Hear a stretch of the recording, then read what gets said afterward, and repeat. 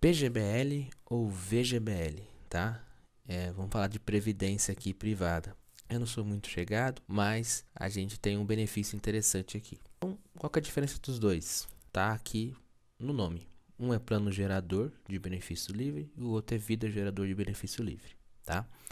Só que tem algumas características diferentes. Vantagem: dedução de até 12% da sua renda anual na declaração de imposto de renda, tá? O PGBL. A desvantagem: no resgate, paga IR sobre o valor total. Então é tudo que tem lá, os seus aportes e os juros que essa aplicação deu. O VGBL é vantagem: no resgate, paga somente IR sobre o lucro. Desvantagem: não existe dedução na declaração do imposto de renda. Então aqui o que acontece?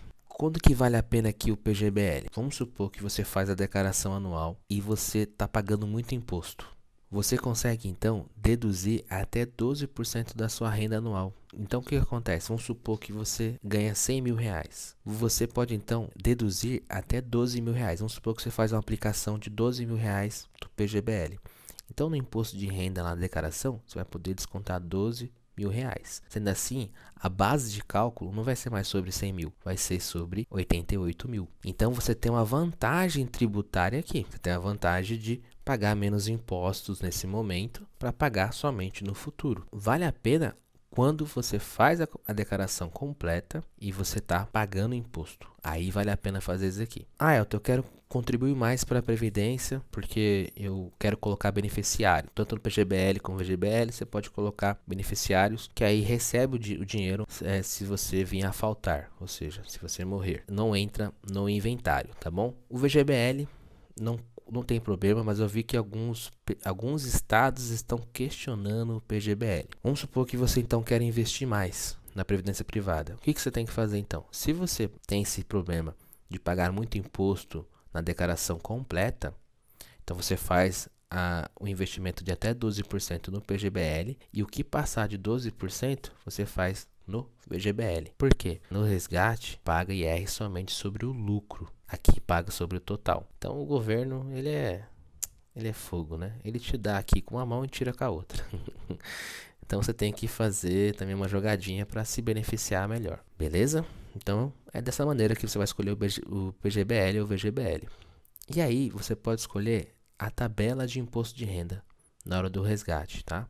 Você tem a tabela progressiva e você tem a tabela regressiva. Percebe-se que acima de 10 anos, na regressiva, você paga somente 10%. É algo que você não vai encontrar em outras aplicações, né? Você, por exemplo, pagar 10% somente sobre o lucro. É uma alíquota baixa, né? Então, você pode escolher entre uma ou outra. Então, se você pensa em ficar mais de 10 anos, aqui já compensa pegar a regressiva. Eu fiz um erro, né? Que quando eu entrei na empresa onde eu trabalho, lá tem previdência privada como benefício. Ou seja, eu contribuo uma parte, a empresa contribui com o mesmo valor que eu contribuo. E aí o que acontece? Eu não manjava nada, foi lá em 2012, eu não entendia nada disso daqui. E aí tava lá, você quer a tabela progressiva ou a regressiva? Aí eu, progressiva. Já tem mais de 10 anos isso. Então, ao invés de eu estar pagando 10% agora, eu tô na alíquota de 27,5%. Então me ferrei. Me ferrei porque o governo, quando resgatar o meu PGBL, o governo vai adorar, né? Então fique atento a qual você vai escolher, tá bom? Tabela progressiva ou tabela regressiva. Ficar atento também às taxas envolvidas, tá? Então tem taxa de administração, taxa de performance, taxa de carregamento, taxa de saída. Hoje eu dei uma pesquisada nos fundos, o que acontece?